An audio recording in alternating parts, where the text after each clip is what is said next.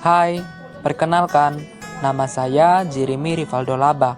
Saya kelas 10 IPS 1. Pada video ini, saya akan menjelaskan tentang reproduksi atau perkembangbiakan yang terjadi pada bakteri. Langsung saja kita simak bersama video ini. Pengertian bakteri.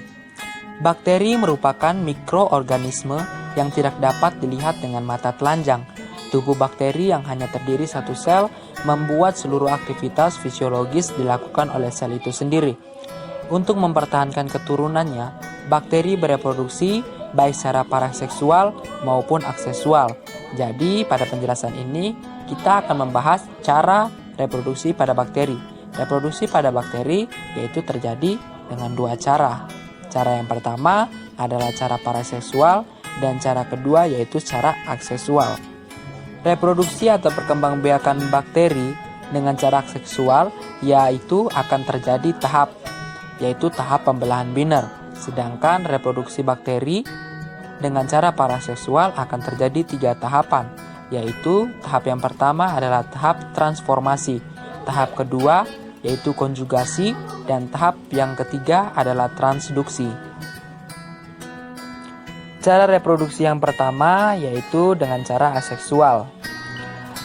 Perkembangbiakan bakteri secara seksual atau vegetatif merupakan perkembangbiakan tanpa perkawinan atau tanpa pertukaran materi genetik sel bakteri. Perkembangbiakan aksesual merupakan cara reproduksi yang sering terjadi pada kelompok bakteri. Perkembangbiakan secara seksual dilakukan dengan cara pembelahan biner atau 2 atau dengan cara membelah diri. Reproduksi aksesual bakteri terjadi pada saat lingkungan dalam keadaan stabil atau keadaan yang menguntungkan bagi bakteri.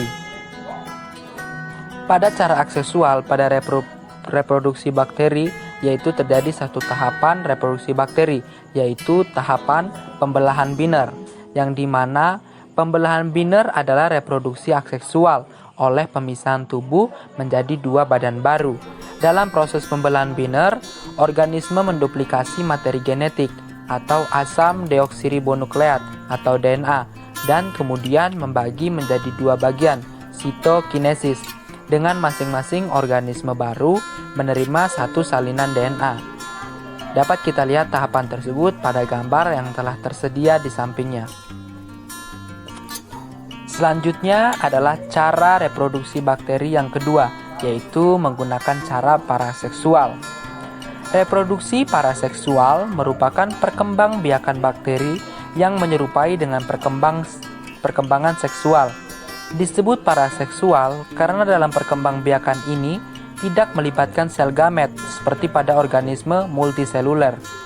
Prinsip dasarnya adalah terjadi pertukaran materi genetik antara 2 bakteri yang berbeda jenis. Cara reproduksi ini jarang dilakukan oleh bakteri, hanya terjadi ketika lingkungan tidak mendukung kehidupan bakteri atau lingkungan ekstrim. Individu yang terbentuk dari hasil reproduksi ini memiliki materi genetik yang berbeda dengan induknya. Peristiwa ini akan menambah kekayaan jenis dari kelompok bakteri tersebut.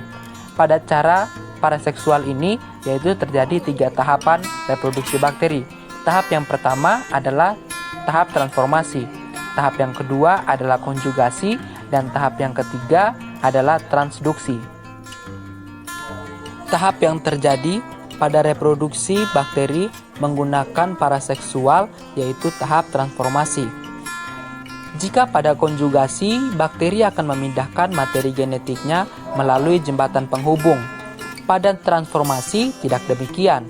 Pada transformasi, materi genetik akan dipindahkan oleh bakteri secara langsung atau tidak melalui jembatan penghubung atau jembatan konjugasi. Namun, tidak semua bakteri yang mampu memindahkan materi genetiknya secara langsung. Biasanya, bakteri yang mampu bertransformasi adalah bakteri yang memproduksi enzim tertentu. Contohnya adalah Rhizobium, Neisseria, Bacillus, dan Pneumococcus. Dapat kita lihat tahapan transformasi pada gambar yang telah tersedia.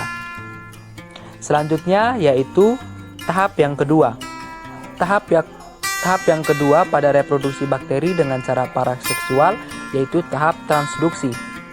pada proses transduksi melibatkan peran organisme lain, yaitu virus. Itulah mengapa rekombinasi gen antara dua bakteri dijembatanin oleh virus fag atau bakteriofag.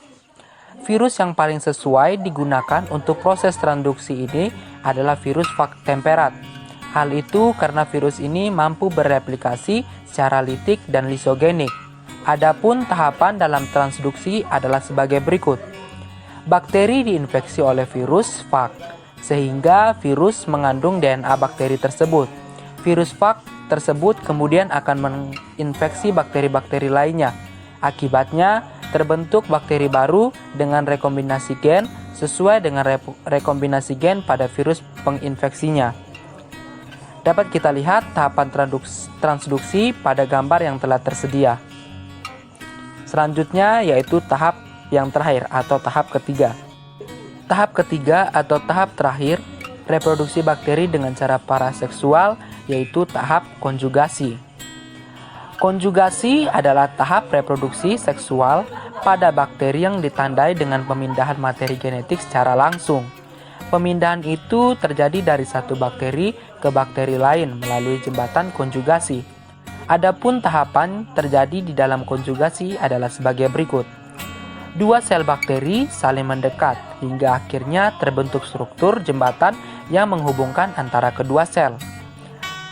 Terjadi transfer kromosom dan plasmid. Untuk bakteri yang menerima kromosom dan plasmid, materi genetiknya menjadi materi genetik rekombinan. Bakteri dengan materi genetik rekombinan akan memisahkan diri. Akibatnya, terbentuk dua sel anakan dengan sifat baru rekombinan, yang dapat kita lihat tahapan konjugasi pada gambar yang telah tersedia. Jadi sekian video penjelasan mengenai materi reproduksi atau perkembangbiakan yang terjadi pada bakteri. Jika ada salah kata atau kurang penjelasannya, saya mohon maaf. Sekian dari saya, terima kasih.